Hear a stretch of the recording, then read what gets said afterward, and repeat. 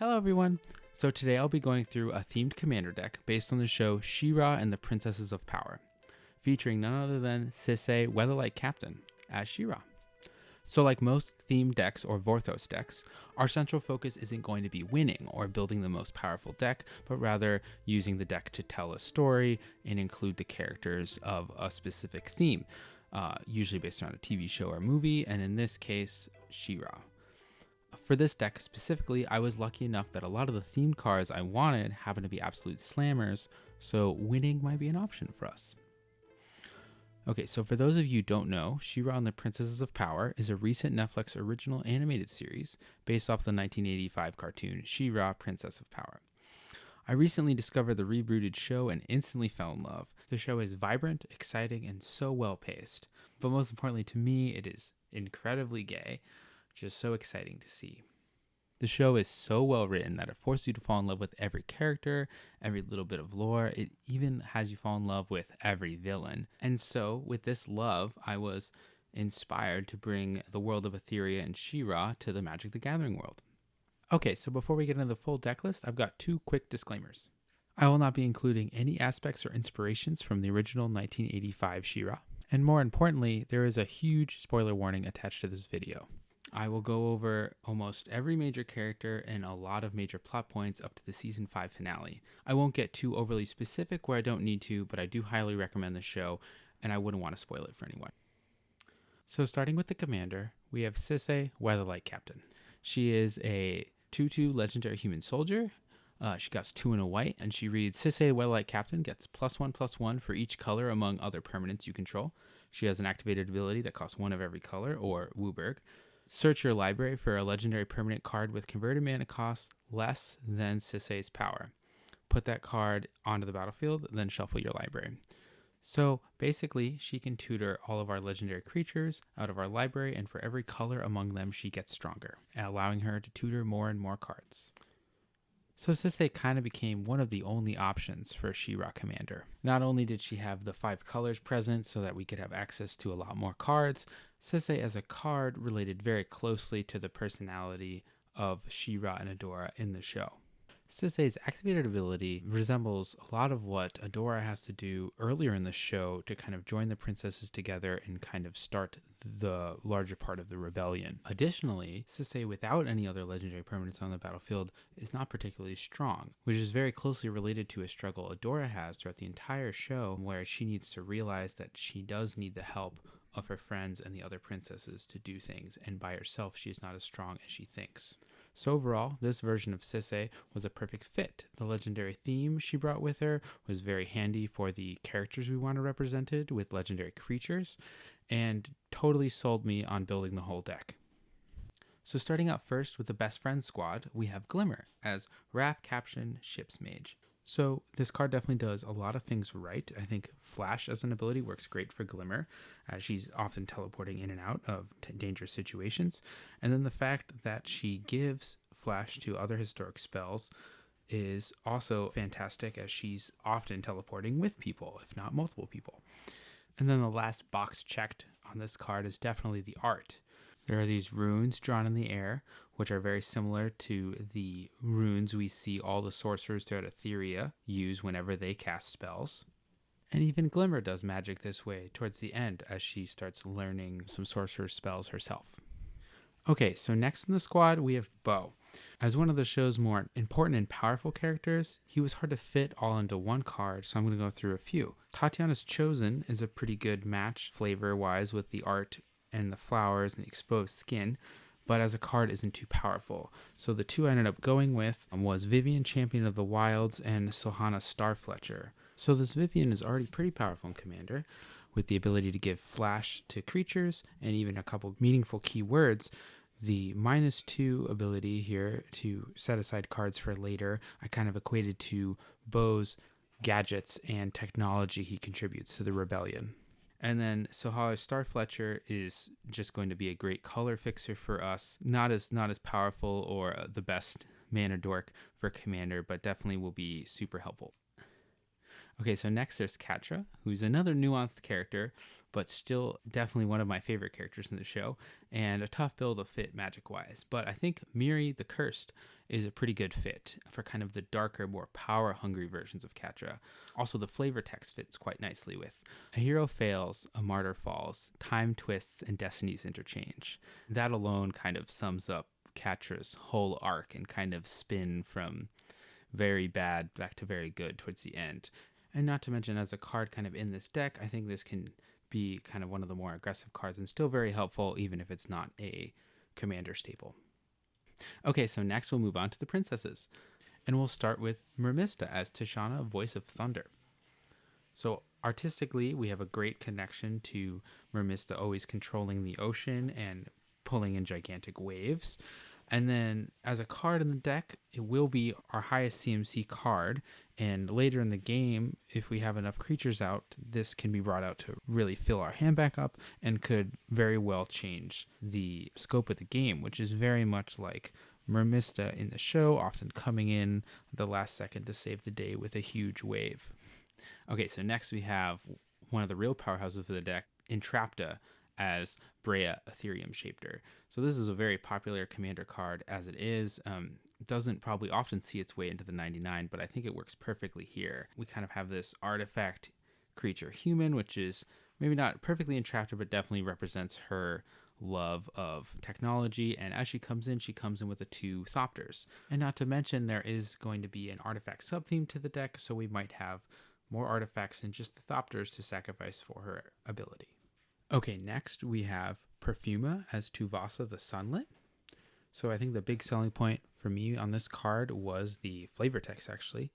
My people have always been here, and here we shall remain, which is very much what Perfuma was trying to do when we first meet her, trying to protect her people and not willing to move out of the way of danger.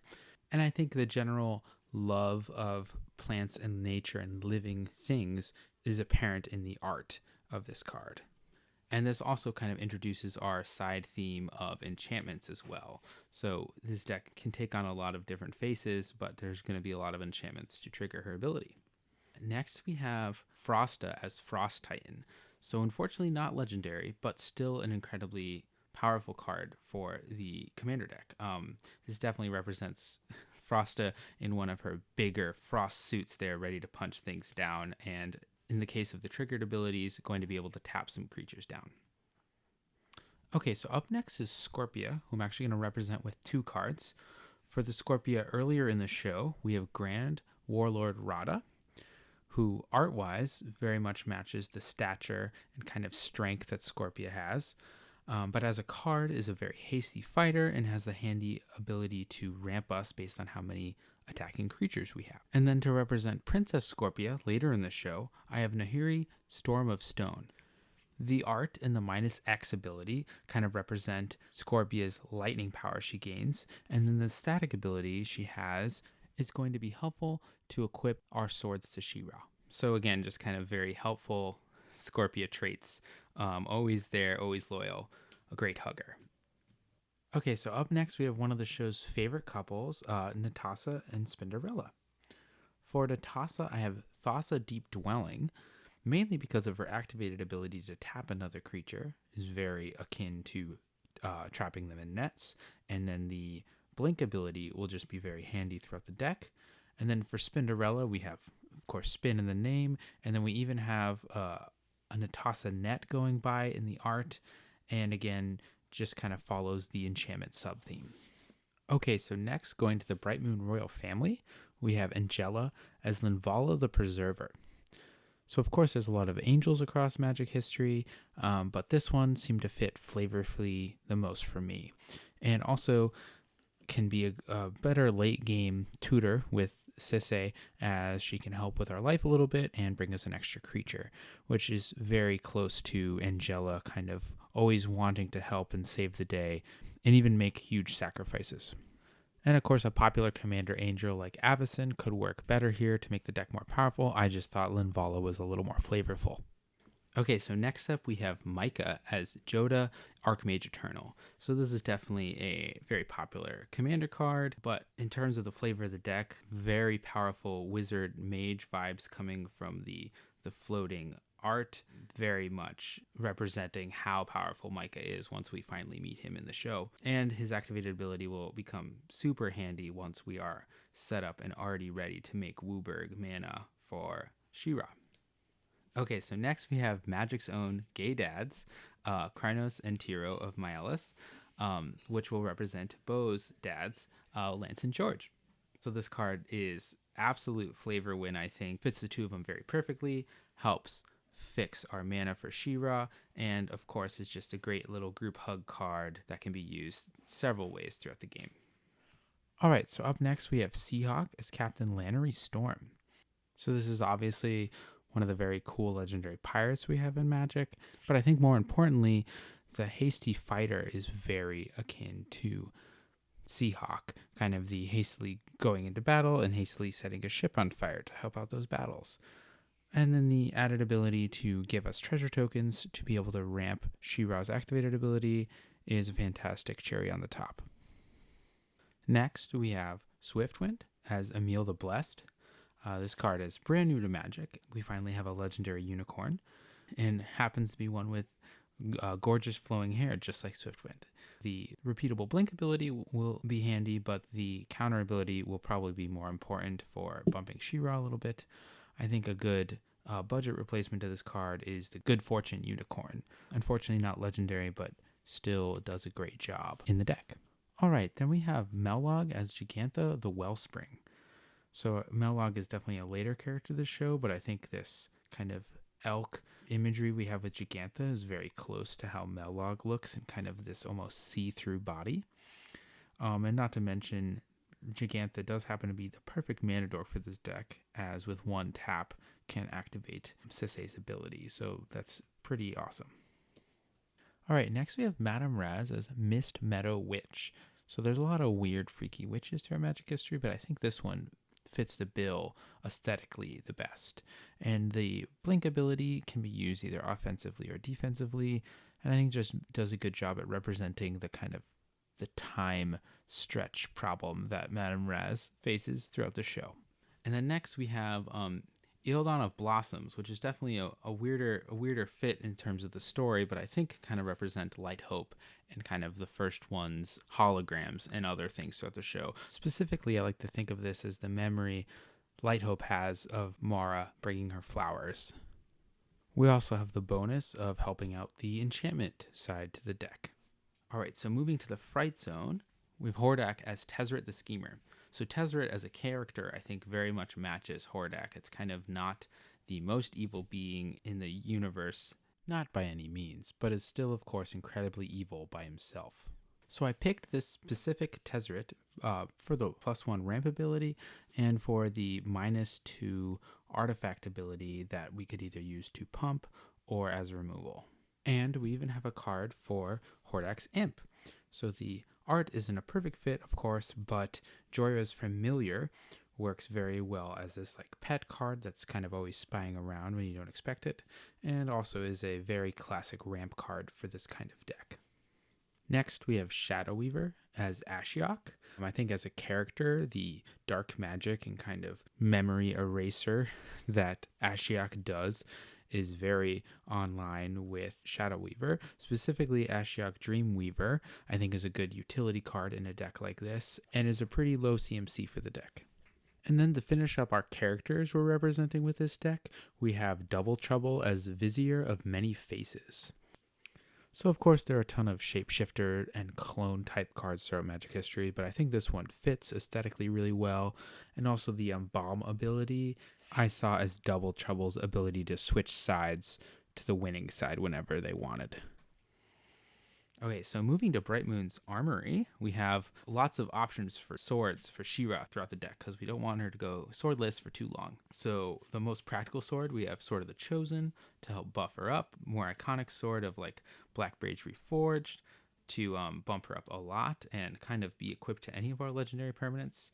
I think one of the most powerful swords of the collection, we have Sword of Truth and Justice. which the +1 and proliferate could start really getting a She-Ra bigger, or any of our other creatures we wanted to focus on. And I think is just a really cool kind of color theme for the deck.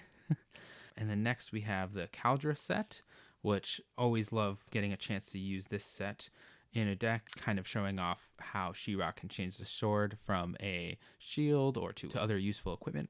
And lastly, kind of one of the ones that looks the most like the real She-Ra sword, we have Sword of Paris Uns.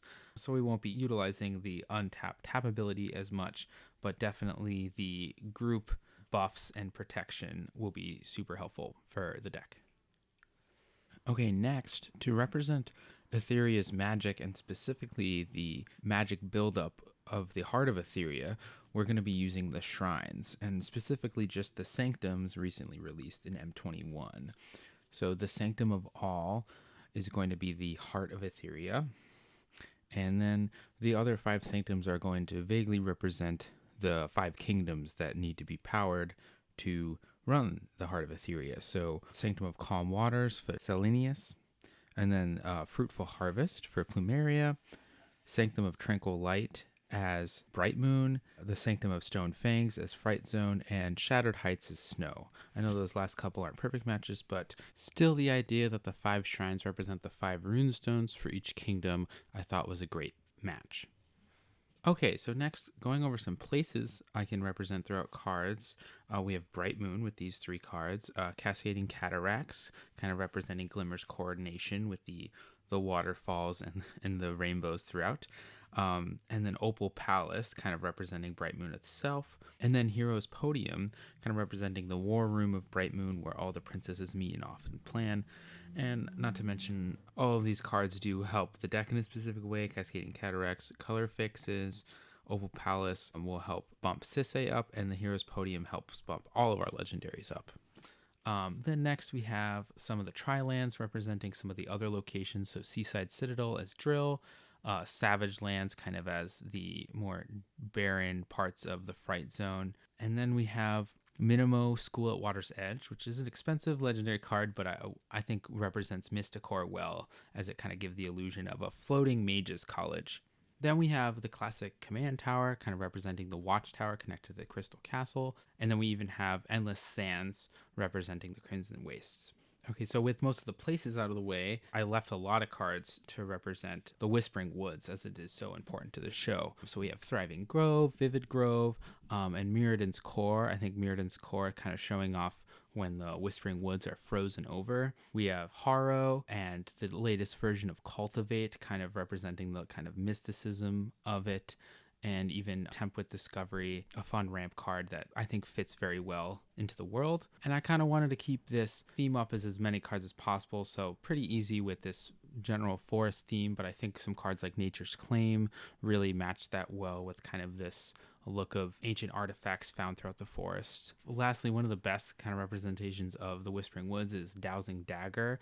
Kind of has this mysticism of entering the woods, and then once it transforms, it turns into Lost Vale, which I think represents kind of the secret place that Adora helps find towards the beginning of the 5th season. And then to finish off the cards in the deck I wanted to share, I have some specific story cards. So we'll start off with Kamal's Druidic Vow. The art of this card very much represents Adora first finding the sword in the Whispering Woods. Then we have Idyllic Tutor, which kind of represents Adora's connection to the first ones, kind of this hand either being Light Hope or the first ones kind of trying to control her destiny. Then we have Ashiok's Eraser, which works very well with what Shadow Weaver literally does to Adora in the first season, trying to erase her memory and bring her back to the Horde. Okay, so next I have 3 cards to represent Hordak's Portal. We have Gateway Plaza and Thran Temple Gateway, both super helpful cards in the deck, but art-wise both kind of showing off this intense portal. And then lastly, Glimmer Void kind of showing off the other side of the portal once it's turned on, and kind of the sucking of reality that happens and almost takes over all of Etheria. And then directly after that, we have a Path to Exile to represent Angela's sacrifice to kind of save Etheria. Specifically, the Magic Fest art, I think, does a great job representing this. I think this is probably one of my favorite pieces of artwork in the whole deck and fits a little too perfectly. And then to stick with that Magic Fest art, here's a Soul Ring that I think does a good job representing the power of the first one's tech and just kind of the mysticism of the heart of Etheria. And then we have a couple story outcomes for the whole show with Urza's Ruinous Blast and the Primeval's Glorious Rebirth. So the Ruinous Blast definitely representing the power that the heart of Etheria has and what it could have done to the entire universe. And even Primeval's Glorious Rebirth kind of representing Horde Prime coming in and almost taking over Etheria and what assumably would have been a lot more of the entire universe. But the ending we do get in the show is a Happily Ever After, which I think is just a perfect fit here. A little fun side win con. We even have the king and the queen here and kind of the celebratory ending we see at the conclusion of the show. Okay, that about wraps up all the cards I wanted to share in this video. I have the full deck list linked in the description of this video, and I even included some of the option cards for characters in the maybe board there. Overall, I'm super happy that I was able to include almost every character from the show in this deck. I think there's a couple I miss, and I'll mention those on the tapped out link. But this deck does work super well. This is a deck I've built and have been running in a couple games. I think it's obviously not incredibly powerful, but it can definitely stand its own, and I think that's all you can ask out of a deck like this, is to at least have the fun option to win, but mainly we're trying to tell the fun story of She-Ra here. So thanks again for watching this video. This is my first video on this channel, and I'm really excited to start making more. Please let me know what you liked and what I can improve on. Also, let me know if there's any She-Ra cards you think I missed or you think are better representations of characters. I know there's a lot of cards, so I'd love to hear what you have to say. Thanks so much.